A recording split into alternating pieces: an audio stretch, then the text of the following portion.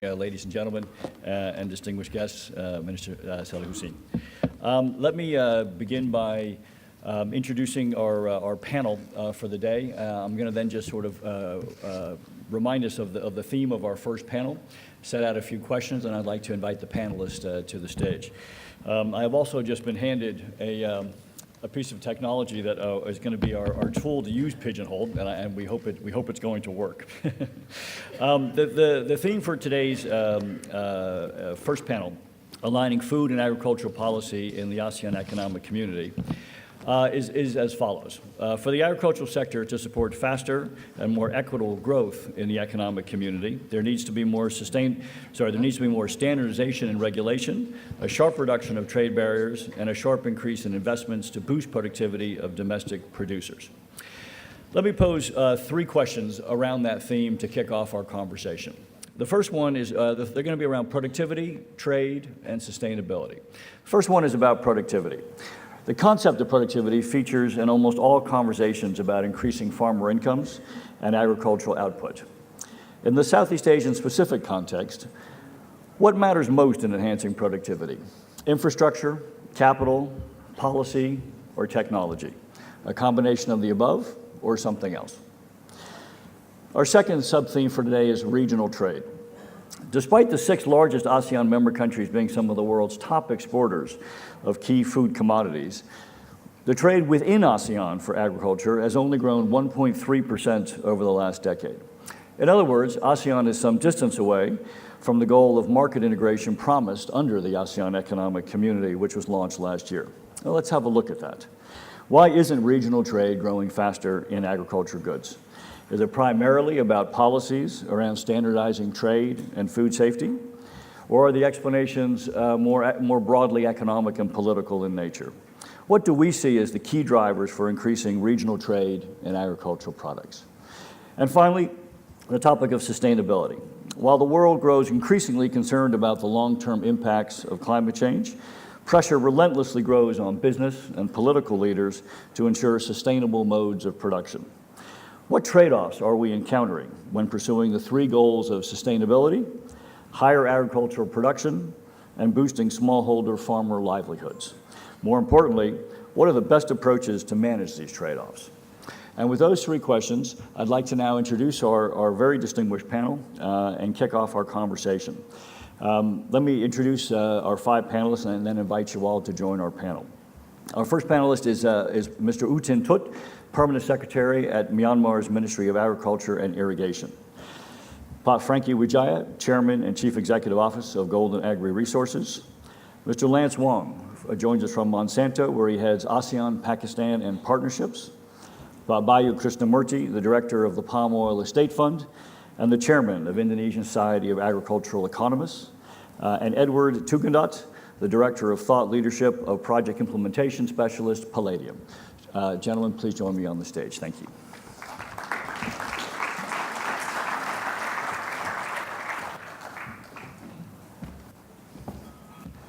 I guess we can sit anywhere. Take a seat. Why don't you sit here? Thank you. Lance, why don't you sit there? Eduardo,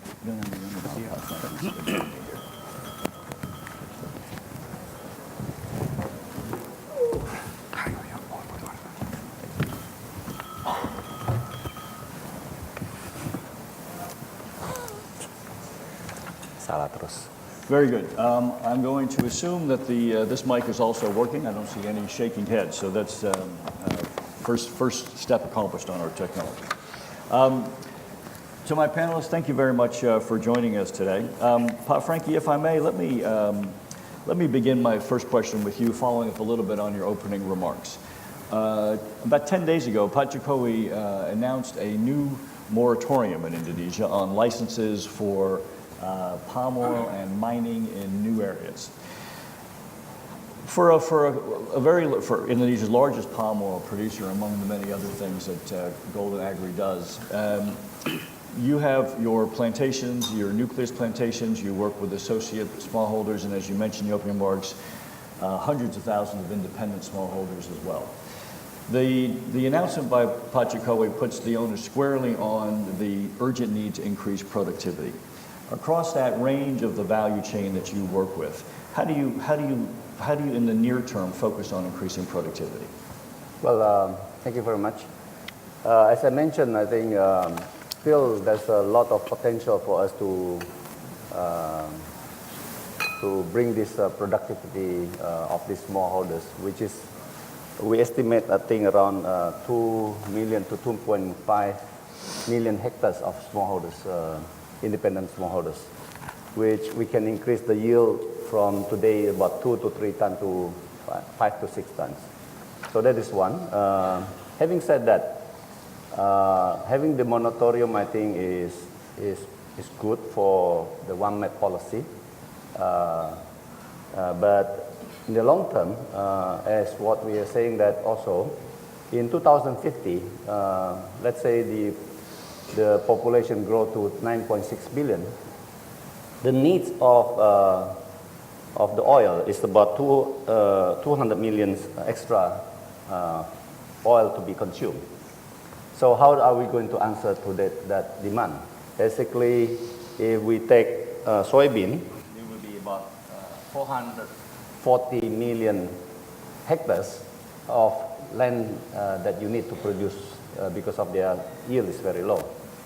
But for palm oil, it's only about 40 million hectares.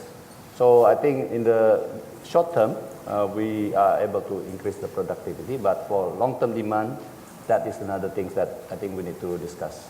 Thank you. Very good. Thank you. But Bayu, let me turn to you next and actually ask you a question with your Society of Agricultural Economists hat on first, and then we'll come back to palm oil secondly.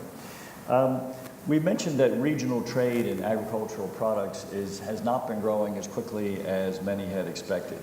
What do you see, perhaps borrowing from your former role as Deputy Minister of Trade, as the keys to unlocking faster trade in agricultural products intra-ASEAN? Yes, I think in ASEAN, the process of trade, investment, and relationship between countries has been open, basically, for 10 or 15 years.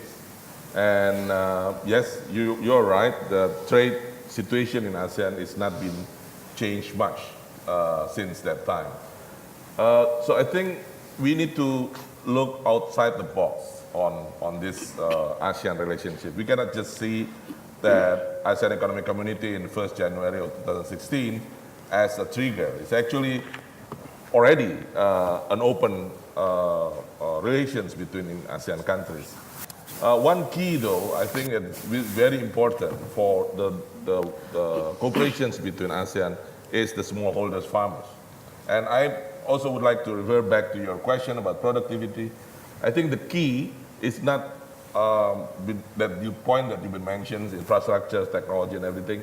Yes, all of that is important, but how all that component be implemented to the smallholders. So that is, I think, if we're looking at the work of Pisagro, for example, in all of the commodity that they have been, scrutinized and tried to find the best practice among the companies, how their engagements with small farmers, I think is also the most important component of the effort for productivity. So looking at the ASEAN, I think that is also the same story between countries in ASEAN, how we help and provide, as well as try to empower smallholders so they can each other make the relations one country to another. Very good, thank you. Htut, let me stick with the trade theory, but also ask you maybe to begin with, perhaps tell us a little bit about the priorities of the new government in Myanmar on boosting agriculture, and then perhaps how that plays into increased trade with the region. Well, thank you for the question. Is it working? The mic working? No, okay. It's not working. It's not working? How do we do that? Okay, it's coming up? Yeah. Yes, it's coming up. Thank you. Of course, it is a very exciting time for all of us here and there in Myanmar, because we have a new government which most of the people, all of the people, I would say, that hope for in the past 50 years, and the first time ever democratic government. So definitely priorities is for farmers, smallholder farmers. Sustainable food security and nutrition and small farmers benefit and enhancing their right and promotion of their benefits. That is a major priority. And of course, to do that, what we need are three things. The three things is the first is technology. Second is investment. The third is market. These three things are very, very important. I would say that in short, to be able to do these three things, what we need, I like to borrow the words from Brazilian experience for Zero Hunger Challenge. These two things is effective public policy and active citizenship. That is one thing. And 6 English words apply for Myanmar nowadays. At least any government must consider. This is scaling up, scaling out, diversification, intensification, and mainstreaming and streamlining. These are the priority for current government of Myanmar. We should help. We are the service people. We must provide our service to the government, whatever comes, successive government. So therefore, I don't want recurrent interest for the series of government. After all, democratic government is only 5 years. After that, they want to introduce new policy. I don't want it to happen. Therefore, what we need is very strong and concrete, coherent agriculture and food policy and active citizenship or active participation of the farmers. The lesson I learned from the previous government is this. They did everything they can, but somehow people participation has been very poor.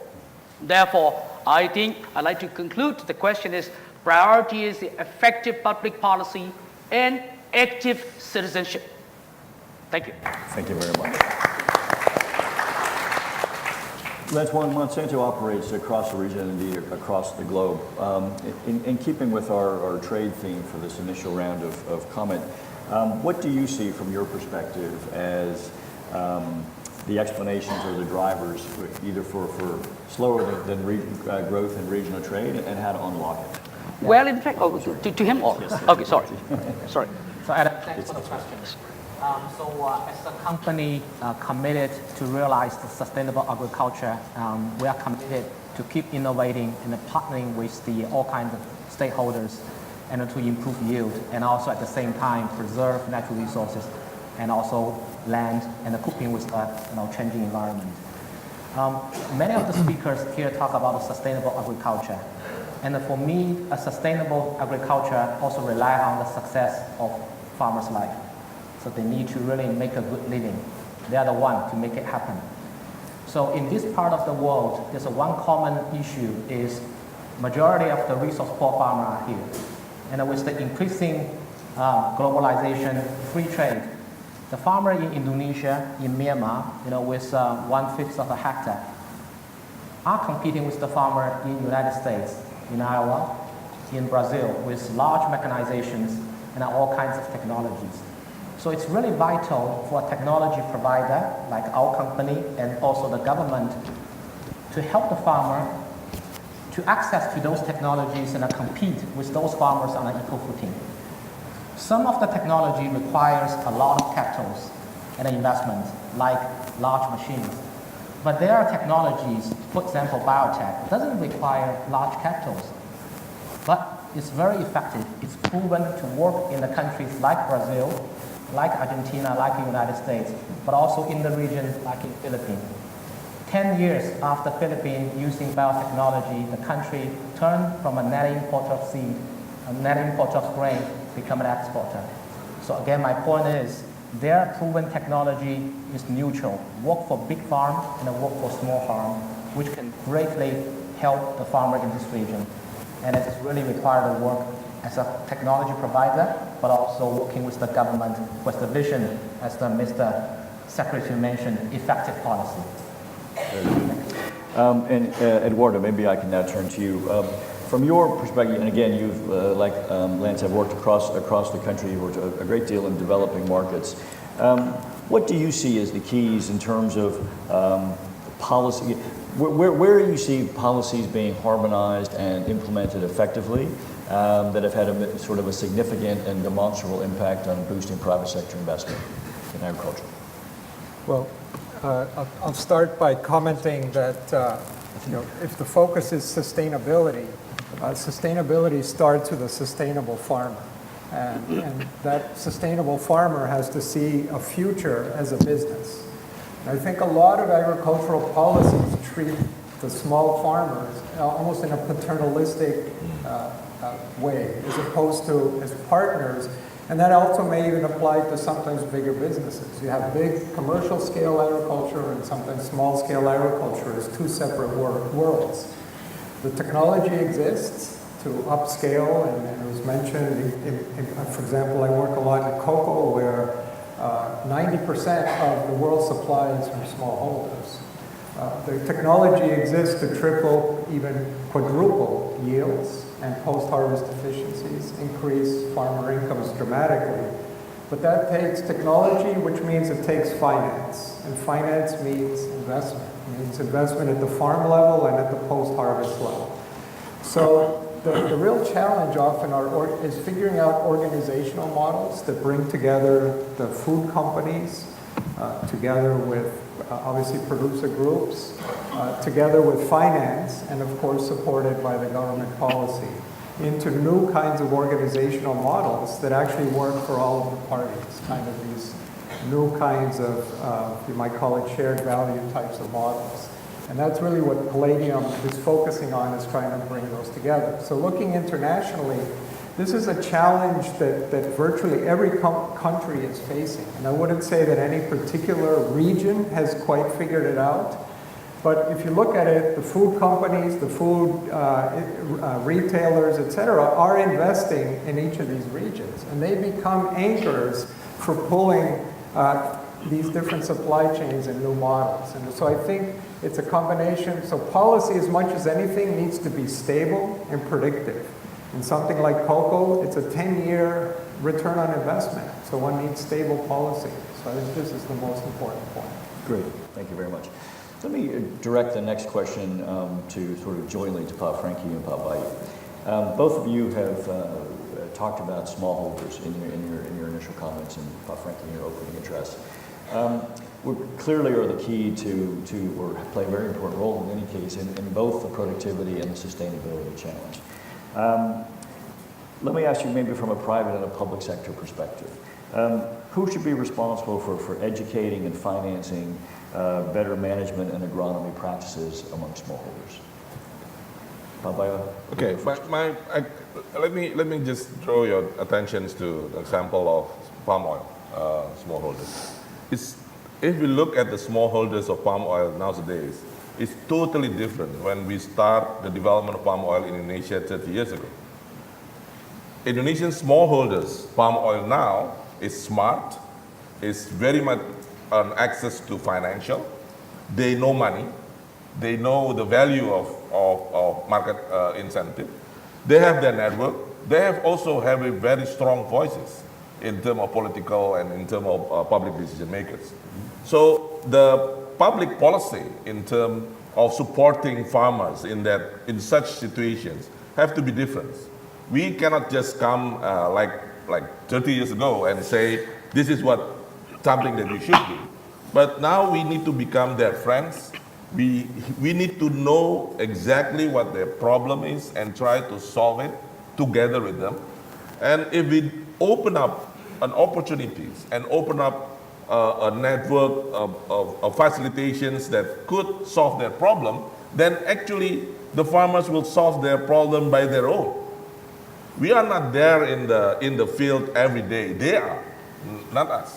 So what we should do is come to them, be friends, and try to understand what their problem and opening new opportunities. I think that's what worked nicely with Pisagro, as well as the fund that now the government of Indonesia invented just a year ago, the palm oil fund. This two model, I think,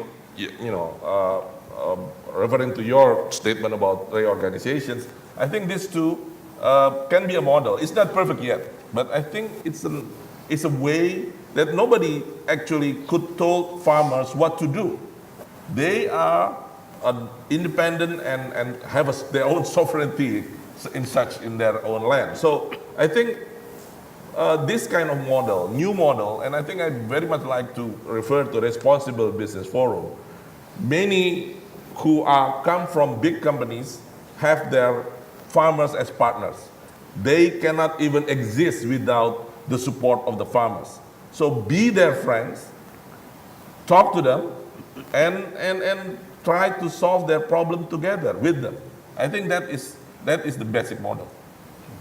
Yeah, just to add to what Bayu has said, basically the farmer is quite matured now. The only problem that we found is they're quite vulnerable in terms of the economic. If let's say they have 5 hectares of land and they have a problem in the family which the family is sick, so they do not put good agriculture practice, no more fertilizer, and they're quite vulnerable for that. There's no discipline in terms of that. That's why the independent farmers compared to the farmer which is under the plasma inti scheme is very far different. There's two plot of these farmers. One is independent farmer, one is under the scheme of plasma inti. So which these people are getting about 5 to 6 hectares, a ton per hectare, and the other one is only half. So now what we are addressing here is the discipline of good agriculture practice, plus seamless end-to-end, what you call the value chain, including the off-take agreement, all these things. The financing has been provided, as what Bayu said, by the government for the replanting, but why it's not been taking off? Because I think the bank also quite worried if there's a non-performing loan will happen. So that's I think the scheme that we're going to launch is to have the through the cooperative that is going to be established, and the farmer be able to really get all those good practices, and the financing can go through that. So that it's a closed loop value chain. Thank you. Let me turn to the issue of, more precisely, to sustainability. Let me start with Htut. Myanmar, like many low-lying, agricultural-heavy or dependent economies, is susceptible to the impact of climate change. How are you, from, or let's say, the Ministry of Agriculture and Irrigation, thinking about climate-smart policies that both help you increase yield, but both increase resilience to climate impacts as well? Well, we are very much aware of this problem, and last year was also very severe flood in almost all the states, and some severe landslide in Chin State also. And then the day before yesterday also, unusual thunderstorm and unusual hailstorm damaged the crops, and even the livestock died, and many people died, and the hail is size as big as egg. So this is unusually. So it's a phenomena. Therefore, we have done one round of exercise with climate-smart agricultural strategies already, together with International Rice Research Institute and CGIAR. Of course, all we had done one round of exercise called climate-smart agricultural policy. Agriculture. So regarding this, we need to integrate, we need to embed the early warning system like this, and most important thing is reserve food system. We need to have a reserve food system. We need to have a reserve seeds. Seeds, food start with seeds. Therefore, we need to have a national reserve seed system has to be established. This is a very important. Last year experience was telling me that it's a mess, really. So we are totally unprepared. Of course, while we are thinking, we are still unprepared for that. Therefore, this time around, and we are very much prepared, but still may not be enough. Therefore, what we need is a climate-smart agriculture strategies, as well as implementation and drawing action plan. More importantly, if we have a policy, we need planning. Planning means what we are going to do with budget.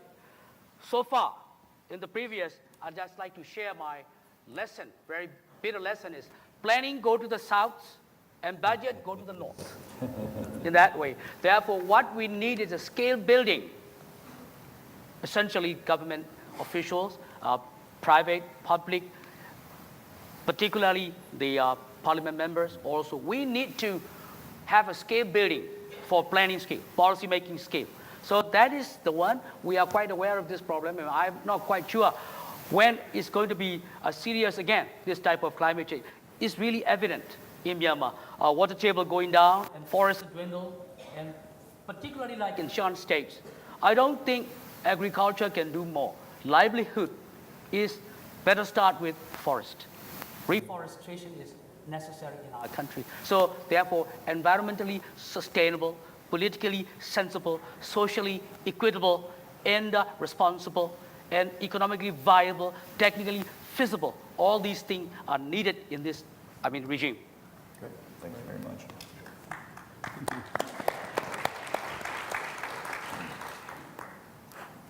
Lance, let me turn to you. You made a very interesting point earlier that one of the ways in other parts of the world, in developed countries in particular, that has been very helpful in driving productivity has been mechanization with large-scale plantations, which is not really available in most Asian countries, just because we have smaller plot sizes, land sizes.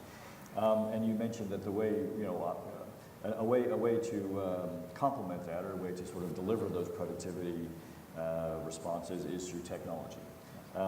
Perhaps you could say a bit more about what it takes from a policy point of view to enable that kind of productivity-enhancing technology to be more widely dispersed. Is it a policy issue? Is it a cost issue? Why don't we see more of that? Yes. So thanks, Adam, for the question. So first, I do see more, mechanization has a role to play. Role to play in this region, but it's very difficult, of course, rise to the level to the North America, South America. And I believe over time there should be an equilibrium of the farm size in this region, which enable certain mechanizations, which is tailor-made for this region. But at the same time, as I mentioned, there are technology which is neutral, so the small farm holders for this part of the region, the farmer can use that technology and then improve the yield and then reduce the agricultural input. And the Philippines is a good example. And in Vietnam this year, Vietnam also launched the biotechnology, and the Pakistan government also approved the technology.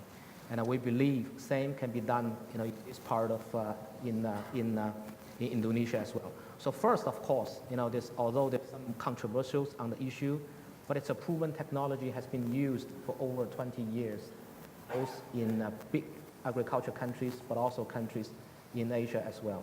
So number one, of course, is the government attitude of whether you want to use the technology or not. The second, I think, is to develop, as the Secretary mentioned, an effective, transparent policy. So there are some predictabilities, so technology providers knows there's a clear rule to follow. And from the very beginning, we should have the right stewardship in place. Like all sustainable technologies require partnership. So companies like us will need to work with the government, work with the partners to train them of how to educate this technology to farmers. So we have done things like this in Indonesia as well. As you mentioned, how do we communicate with farmers? How do we make friends with farmers? So in Indonesia, we have launched a sustainable agriculture landscape partnership in Pak, Barat, North Sumatra, to implement a new agriculture practice as an effort to produce more on existing land, but conserve biodiversity of key forestries and improve, the communities at the same time. So we working with the government and also NGOs, we distributed 1,200 forestry seeds to the community, support 75 farmers in receiving farming intensification demonstrations, provide trainings for 100 orange and coffee farmers. So as a result, we improved the farmer productivities from 30 to 100%. And also we trained 55 women on how to manage plastic waste. So it's quite to, by improving the yield, but at the same time, try to create a healthy ecosystem, working with the government and NGO. Thank you. Eduardo, let me turn to you and just ask you to maybe follow up on Lance's comment on partnership. Interesting benchmark examples you've seen, Africa, Latin America, whatever. What have you seen that works particularly well in sort of a win-win partnership between larger companies and smallholder farmers? Right, so I think as was mentioned, the idea of farmers being the partners of companies. Very often that's still not the case. If you think about a lot of agricultural commodities, it works on a year-to-year spot market basis. Meanwhile, especially in Europe and the United States, but everywhere in the world, there's a growing concern with traceability in all food. So at the end of the day, there's going to be a need to change the relationship between the off-taker, the food company, and the suppliers in order to have that kind of traceability. Certifications, which is what's normally used, are a very expensive process and not particularly effective. So one of the things that we try to put together are longer-term partnerships between the off-taker, farmer groups, and by having a long-term off-taker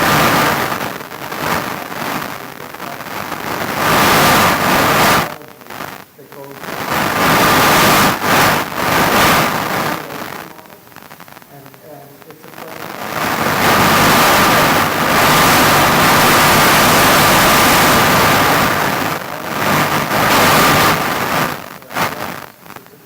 Question of how to scale. But at the farm level, what becomes really, really important is, especially with smallholder farmers, is one has to realize that sometimes improving by 50%, if they're at an extremely poor level, is not enough. It has to be many, many times more. How many people really want their kids to be farmers tomorrow? And if it's not seen as a viable thing, how big is Jakarta today? And one reason might be because a lot of people are voting with their feet that farming is not a good future option. So in these kind of partnerships, one of the very, very important things is one has to be thinking of the business model from also the perspective of the farm household. Great, thank you. For our next question, let me ask a public sector question, or to Bayu and Pak Timbo. For both Indonesia and Malaysia, we've heard comments this morning, and it is a common challenge in the agricultural space. How do we balance the desire for food security, which we hear in every country, with the equally articulated desire for comparative advantage? How do we, what is the right crops to have? How do we, there's an economic efficiency argument that sometimes is seen as a trade-off with a food security argument. Maybe if I could, Bayu, ask you to go first on that. How do you see the right way to balance those two goals? I think the key is on 2 points. First is, of course, productivity. If we look at the available technology right now, probably you could add on that. It's in comparison with the level of productivity of smallholders, it's still far away. We still have a lot of potential to tap that and put that on the activities of the farmers. I think that is the very key. And with that, then we will have food security, we will have a comparative advantage, and that is also the activities that need to be supported in such so the increase of the productivity can be translated to the farmers' income. Because sometimes when the farmers increase their productivities, it doesn't mean that they increase their income. Because back on your point, we need farmers. We need maybe adopters once a year.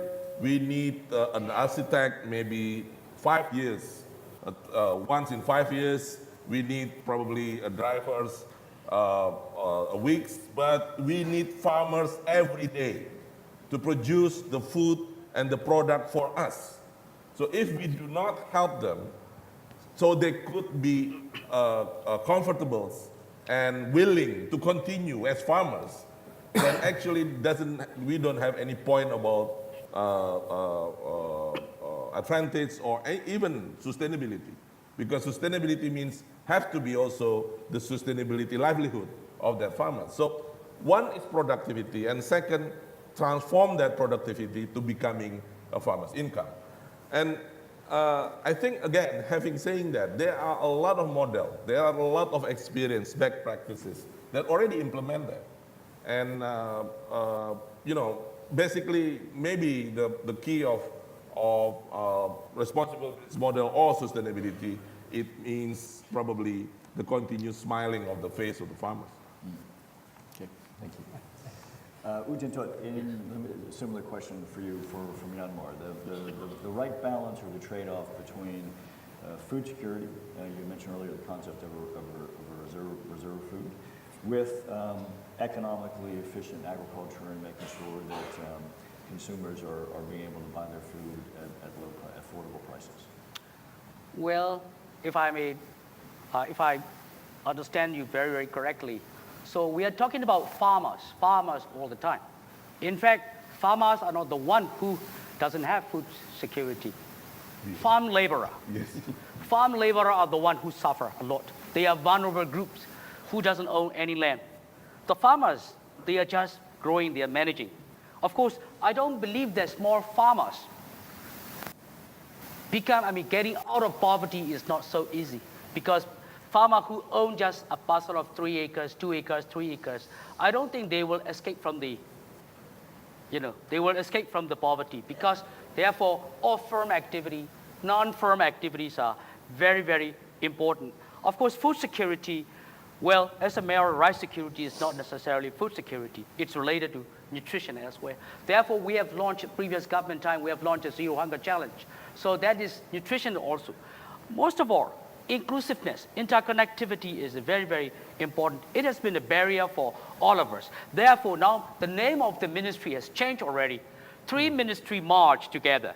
Ministry of Agriculture, Irrigation, a Ministry of Livestock, Fishery and Rural Development, and Ministry of Cooperative. Now we are the mightiest ministry of all. So therefore, I think, of course, nothing is free. We have to pay for the price, in fact. In fact, I totally agree with other speakers. The farmers are not only producer, they are also net consumer.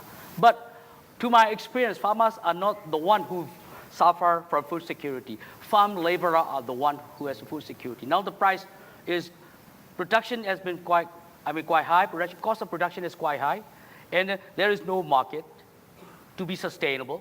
And 5%, 10% of our population is now in Thailand and Malaysia and Indonesia. So now we are like a Japanese, because age agriculture society. And a few days ago, I was traveling around, and farmers started abandoning their farmland because no water. They know they can grow. They can grow various crops. They have a market. Only 2 livelihoods. They are selling the farmyard manure to Shan states for organic farming. And they are cleaning the hair. Hair means in rural areas, the women cut their hair and sell it to other purpose. So they have to clean. Only few livelihood is there. Therefore, I just like to draw the attention of our community. Farmers are not the only one who are vulnerable for food insecurity. And farm laborer, millions of farm laborers out there, they are suffering from food insecurity, vulnerability. Thank you. Thank you very much.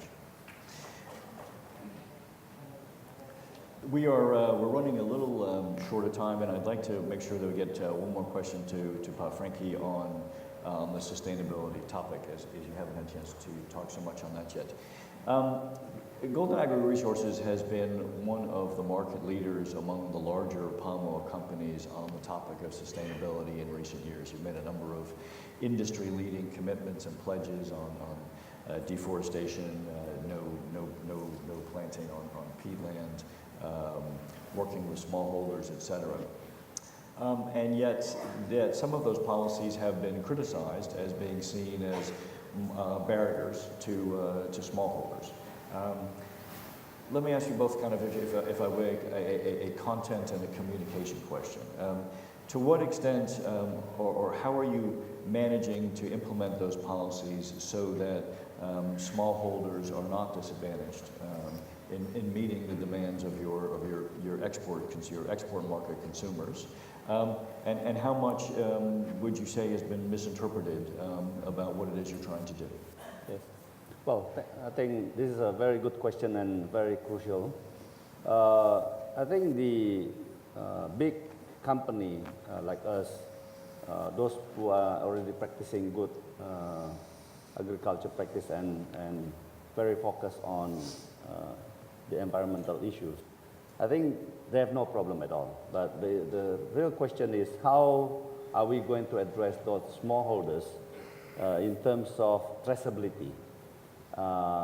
So our buyer requests traceability and make sure that those practices, including the smallholders, are not violating whatever the policy that we have mentioned. The question is, I think, is if we can have a time. Even in COP21, everybody is committing to a number with a time period. So what we are saying is, if we can have time period to really coach and really help these smallholders to become more sustainable through many kinds of initiatives, including from the PISA Agro that we try to do replanting and to do good agriculture practice through the cooperative. So all these things need time. So what we're saying is, if we said tomorrow we're not going to buy from you, I think that is very, very vulnerable, and I think the smallholders farmer will be very angry, which has happened last few months. These kind of things. I hope that the community and the NGOs will be able, and also the buyers are able to give time for these smallholders. I think this is very crucial, and thank you for this forum, and I hope everybody as a player here can help to ease this tension, especially with these smallholders, while the social problem may occur. Great, thank you. We have there's time for one more comment, so let me perhaps ask Bayu for the last words to maybe give us a public sector perspective on that same issue. This balance between the pressure from export markets, consumers that we see, particularly, now we're talking palm oil specifically, from Europe and the United States, versus the need to balance the protection of smallholders and making sure that parts of the value chain aren't disadvantaged relative to others. How do you see that, following up Franky's comments? And in particular, I may just add a sort of question around this issue of certification, which Eduardo raised. Do you see that as helpful to this cause or not so much? Let me draw your attention to a very specific cases. In Indonesia, there are very clear law that saying nobody could produce anything from the forest, which is a conservation forest, conservation area. Nobody. It's clearly stated by law. And everybody to do that will be punished by law, right? Now, if Franky, if his company buy that product, it's actually against the law. And their company can be pursued for justice. But in fact, it's already in fact that our farmers go to the forest and plant the palm oil there. And they're already producing palm oil. So this is not just a black and white situation. This is something that real, is very much related to the welfare of their farmers, their family, and that is not small number, it's big. But at the same time, it's actually not an issue in terms of justice, in terms of the law. So what we should come with this situation is not just, yes or no kind of type. I like the idea that Franky threw out for us here. Let's make the timetable. Let us make a plan on that. And we need also to have a clear solution for those farmers. So the companies can do what is right, but at the same time, we are also thinking about the welfare of those poor and small farmers. And I think everybody here in this room very much realize poverty is the source of unsustainability. Poverty is the source of environmental damage. So we need to also come with a solution for those people, poor people, so we could have a sustained environment, as well as a good and just and abide by law of business practices. So this actually the real question, and of course, yes, certification is expensive, sometimes it's not, it's not panacea, it's not the only solutions, but certification is also one way of doing and try to find the balance between those two. And that's why Indonesia implement Indonesian sustainable palm oil, for example, a mandatory measures, and also welcome the many companies who also implement RSPO. And that is a way, it's not, again, as I said, it's not the panacea, it's not the one medicine for all, but that is something that we could do. We are welcome for other ideas of solving the real situation in the field. Great, thank you very much. Unfortunately, that does bring us to the end of our time, which is a shame because it's been a fascinating conversation, and I want to personally thank all of you for your very thoughtful and insightful comments. And I'd also like to ask the audience to join me in thanking our panel.